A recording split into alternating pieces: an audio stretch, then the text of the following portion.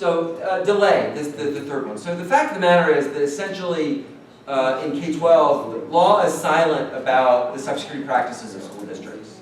It is essentially a best efforts, I mean, I guess it's a presumed best efforts approach, right? But there is no floor on cybersecurity practice. You talk to K-12 IT leaders, they'll go, yeah, this is important, but they're most superintendents, school boards, this is an IT issue, we don't understand it, we presume it's being taken care of, we'll take care of it someday when somebody makes us, when we have money to do it, right?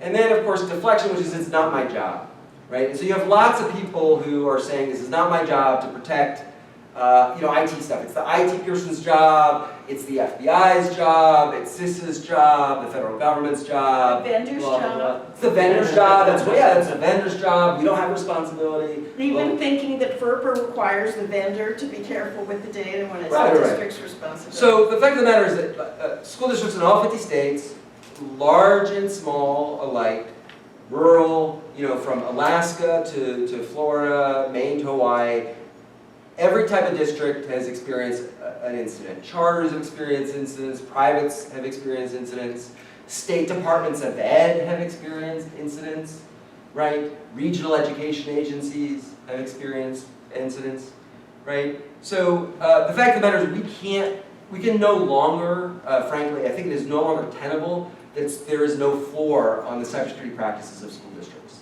Right? We pay a lot of attention to the physical security protections in schools, and we can argue about whether that is an overreaction to the threat of school shootings, right? If that is in balance. But right now we have wide open doors and windows sort of to a digital landscape where you have threat actors coming in and taking advantage of schools. And I think it is untenable that we don't have these protections in place, which are actually covered in other sectors like healthcare and finance. Thank you. Right, absolutely. I do think this is an issue that school districts are going to need to work on together. Right? It's really hard to imagine. It's hard enough to get skilled cybersecurity workers in even the largest communities, and these people charge a premium for their services. So we do have to be creative in thinking about how to do this. I know under Education Law 2D, for instance, in New York, there are some requirements that schools put together a cybersecurity plan and align to these national standards, but there's no resources around that, and frankly, that is a lift that is beyond the capacity of 99% of school districts to meet with any sort of fidelity right now, right? And then, this is a place where I think we're going to need, regulation, not just of schools themselves, but the whole ecosystem, including vendors and suppliers. My organization, I'm going to keep this super quick, we are a relatively new nonprofit. We launched late in 2020 for the notion of sort of help school districts with their collective defense against these sorts of issues. We operate as an information sharing and analysis center. It is a cybersecurity term of art, but essentially the notion is that by working together we can be stronger. We work in the same way and are taking the same tools and techniques that have been used in many other sectors, right, and bringing them to K-12. So our members are school districts and regional education agencies and state departments of education. And we keep them apprised of the sort of threats and vulnerabilities and risks they're facing and help them respond quickly to these sorts of threats, because they continue to evolve. This is never going to be a checklist thing once and done. Things are going to continue to evolve. We need to stay on top of it. And there's no reason K-12 should have to be on their own here. We can learn a lot and build off the shoulders of people who've spent way more money and way more time on this than we have. I will say that we have developed what are essentially the first ever K-12 specific cybersecurity standards. We call them the essential protections that we think every school can and should have in place now. Right? And we've developed this actually working with folks in K-12, and based on what we know about the incidents, the types of incidents that schools are facing. And I'll also note that there's lots of ways that people who are not tech savvy, right, can get involved and advocate on this issue, right? And so even as a position of a parent, right, you can ask a number of questions that will start to get at, right, whether or not a district is taking this seriously. And and to ask them to do better, right? You can ask, have you experienced any cybersecurity incidents? How would you know? What did you learn from them, right? How do you measure the sufficiency and effectiveness of your cybersecurity program, right? How much of your budget is being spent on cybersecurity? If you ask these questions that a lot of districts are going to be having at home, because they're not going to have a great answer. Not here. Right? You know, do you meet the cybersecurity standards that we have put out? And I will tell you that they are very much a floor, right? And they're designed to be a floor, right? And so if they have not met those, that's going to be a big concern, a big red flag. So let that picture get taken here. But before I move on, I'm happy to share the slides as well. You know, but I do want to acknowledge this sort of cybersecurity and privacy issue is a wicked problem, right? Because I think we need money and resources. We need regulation. We need better tools. We need enforcement. We need enforcement.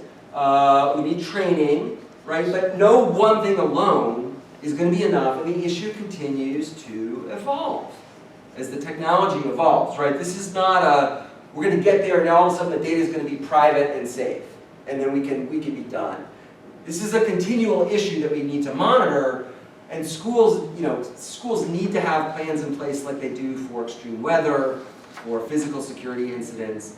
They need to be budgeted, they need to be planned for, and they need to evolve, over time. So I'm happy to talk more about any of this. As Leonie and I were chatting, there's a lot that we can talk about, but so I'll turn it back over to you. And again, I'm happy to share my slides with anybody if you're We interested. will put them on our website so that Yeah. people can take a look. I'm really happy to have questions or comments. I just wanted to alert you that this is being taped, especially since this is a privacy session. You should know that if you stand up and ask a question, you will be on a video somewhere. So any questions or comments, guys? You must have questions and comments. Jeanette. All right. So, Jeanette Deuterman is the head of Long Island Optout, which had the highest opt-out rate in the entire nation. So she's a powerful force on it. so my son is in an AP class this year, 10th grade, and so his teacher in the classroom signed him up for the College Board account in the classroom. She wanted to use the tools, I guess, on the College Board thing, and must have not told them to whatever it is that they do when they sign in for College Board, and now we get like hundreds and hundreds of mailings and advertisements for colleges all over the country.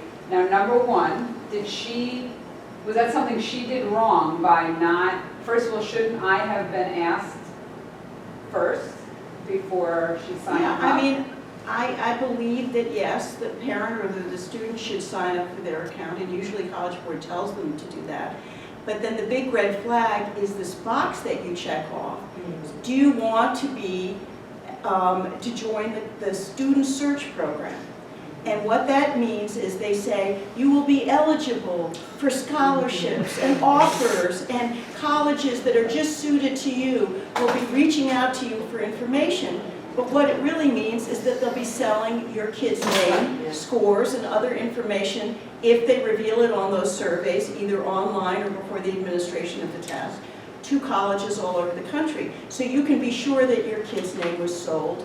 And we don't know what other information was sold, because I don't know whether the teacher signed them up for the student search or your son signed himself up for the student search. Leon, but I thought there was, so, correct me if I'm wrong, but I thought 3 or 4 years ago, the U.S. Department of Ed put out guidance Yes, they did. that explicitly Said that was said, illegal, right, and nothing happened.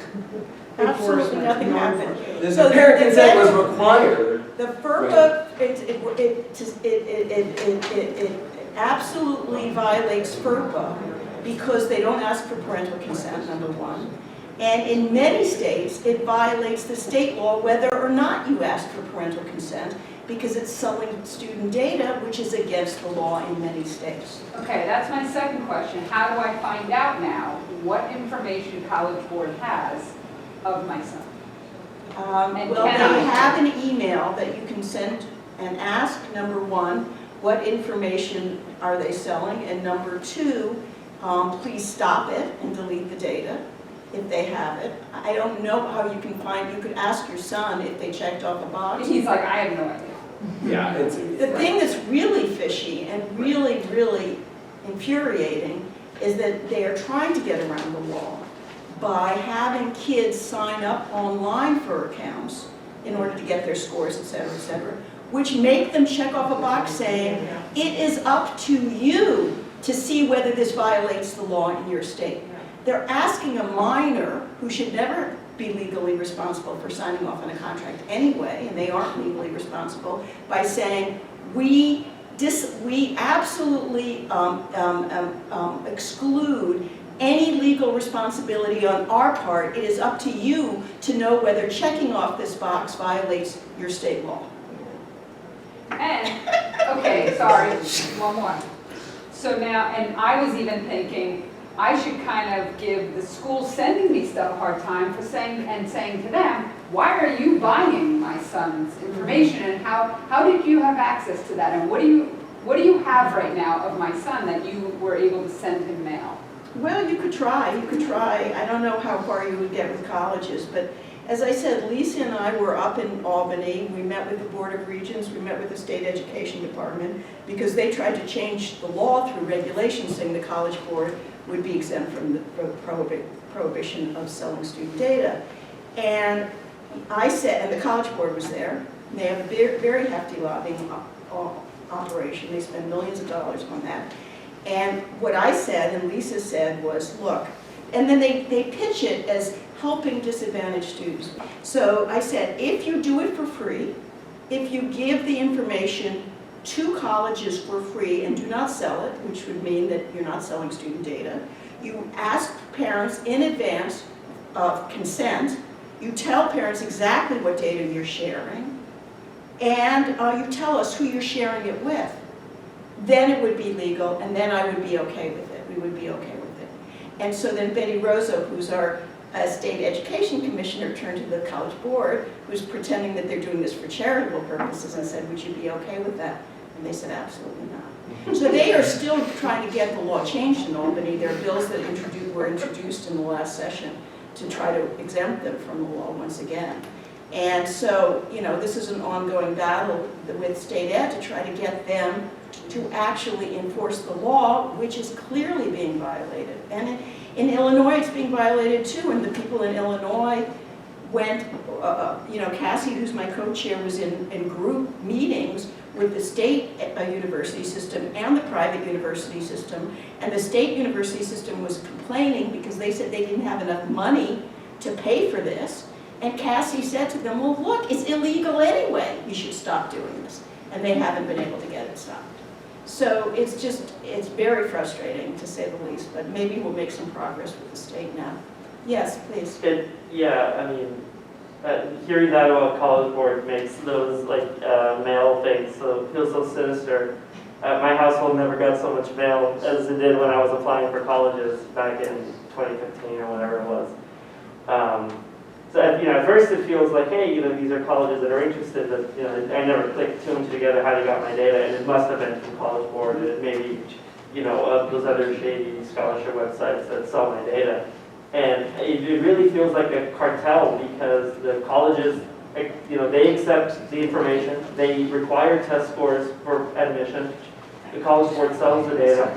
I have to pay College Board to send my SAT data, which they are already capable of doing, and they only give you like a handful of free cents. And if you're not quite sure who you want to send it to, because you might be early in your decision making, you have to pay to send more. It feels so sinister. Well, two things. I've talked to some students about it a couple of years ago when we were fighting this, and they said, look, if anyone's going to make money off of my data, it should be me. I should be able to get the profit off of it. And then the other thing that we made in the argument with the College Board and the State Education Department is, look, colleges are spending more and more money on marketing. It's like the drug companies. Yeah. We don't want that. We want the money to go to the essential services and the education of our kids. We don't want to race. My kids would get Frisbees in the mail, and, you know, garbage like that that you have to throw out, and it's, you know, that's not the way that you want, especially your state university system,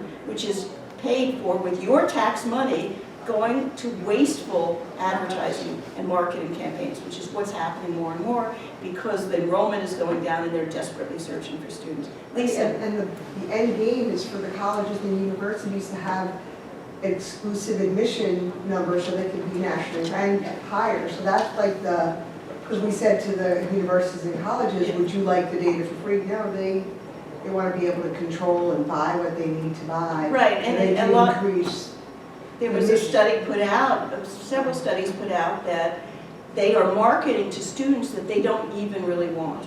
They want students to apply so that they can increase their selectivity, which then increases their rankings overall. Yes? All of that is true, but I will say that most of our state colleges and universities are funded very little by the public these days. So that's a structural issue that needs to be addressed as well. So like most state colleges and universities get 20% of their budget from the state. All the rest is, I mean, all that you say is true, Leonie, but it's a structural issue that of disinvestment in higher ed.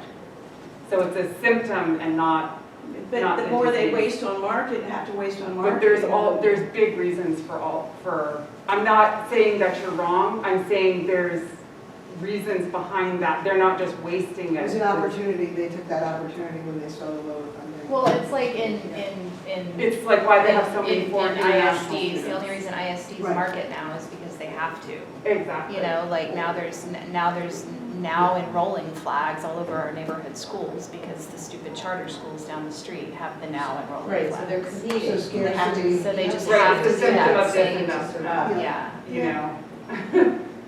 It's a slightly different landscape ISD in higher ed, I know. This is one, the charter school issue is peripherally involved here because several districts, including New York City, makes their family information either directly available to charters or indirectly available to charters through their mailing houses for recruitment purposes. And we filed a FERPA complaint on that and a state education complaint on that, and I can talk to you about that as well. And we think that that is in violation, but we lost our FERPA complaint. But in any case, it is yet another way that the charter schools are, and I just was in a session on Los Angeles where they actually said, and I don't know whether this is true, that the charter schools were getting parents to sign off on consent forms that they didn't understand so that they could then look at their kids' test scores to decide whether they wanted to recruit them or not. I don't know whether that's true or not, but that's what they said. So any other questions? I have a question, Yeah. just kind of like to take my sort of policy hat off and put my parent hat on. Something that I personally am concerned with as a parent. I have 3 kids, 2 in elementary and 1 in middle school. And since COVID and the ESSER funds and the one-to-one stuff that we have now, there's just there's more time on the screen in Yeah. school, and so. And I am such a frickin' Luddite to begin with that I'm the last one that wanted to ever be on board with any of this, although I concede there's use to technology, but still, like, I don't want my children on screens at school. It drives me nuts.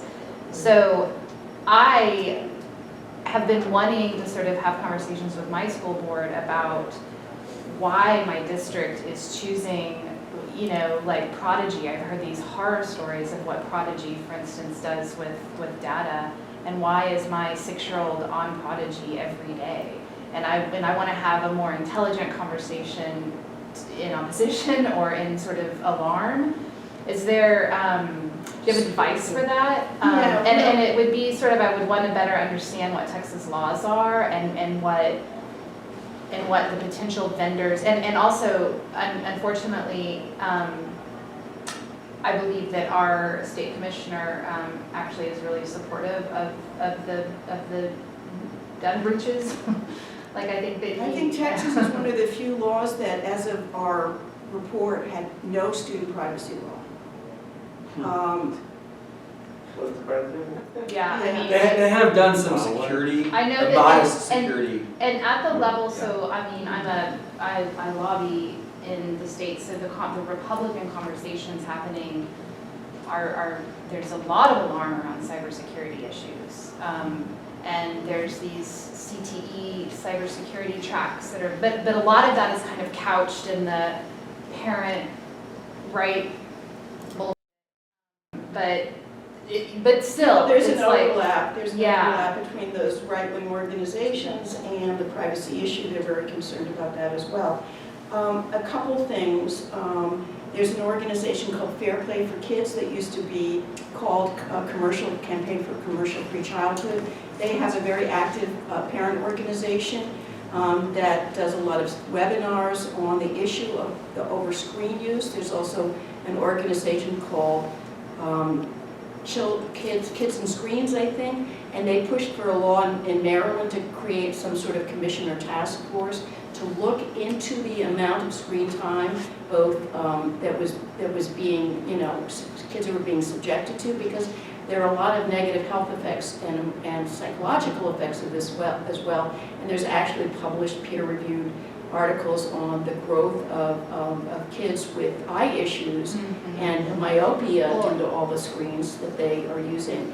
And so there are groups that are talking about that. We have a parent toolkit on our website, just that we have the educator toolkit here, but we have a parent toolkit, which really goes into some questions, specific questions that you can start asking your child's teacher and principal about the use of ed tech, and specific programs, the questions that you should ask, like what data are they collecting, how is it being protected, how is it being used, and how can I access that data to see for myself?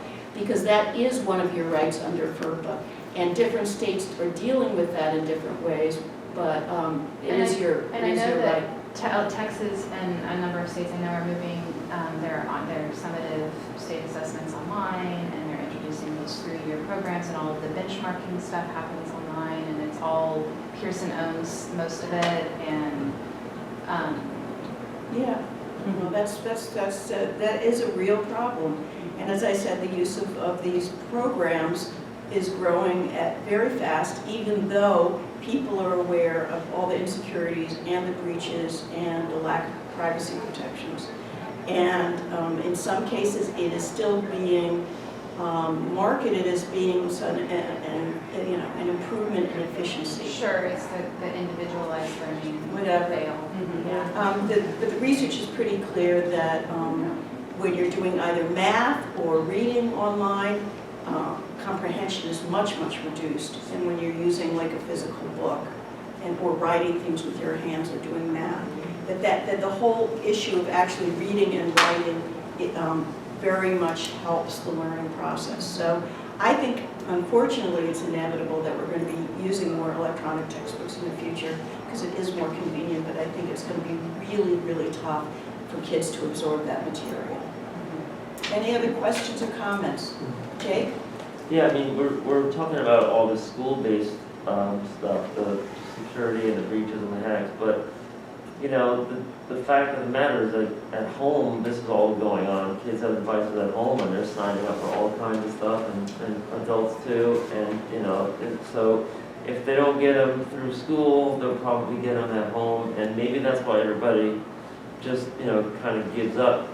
But I do remember, I don't remember all the details, but an exchange that we had a while back when the WikiLeaks came out was that during the Obama administration was redoing the privacy laws, and I guess this is FERPA, there was communications between Tom Steyer, the billionaire's brother, Jim Steyer, and his firm Common Sense Media, and he was talking directly to John Podesta about putting some changes in the law and having meetings, and they had real inside access. And the irony of it is that the WikiLeaks happened because John Podesta was, his password was like, ABC123 or something. And he was the head of the Obama administration's task force on student security. And he was, spearphished by Russia or whatever, and that's why we saw all that. I didn't know that. Well, Obama did put out some sort of rudimentary proposal on student privacy, which was terrible, terrible.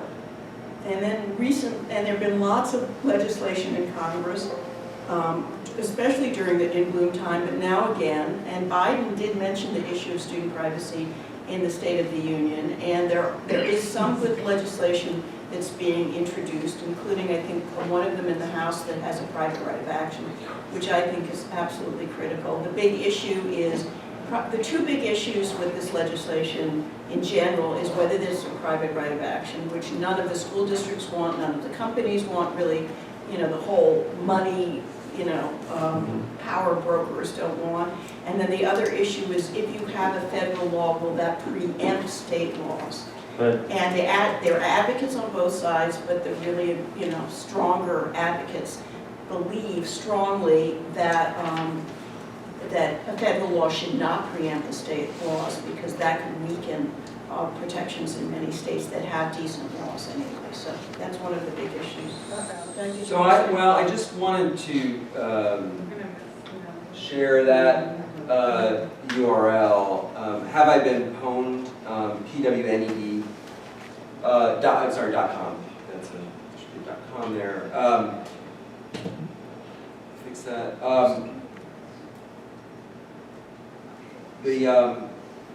This is a website you can go to see if an email address that you own is known to have been leaked.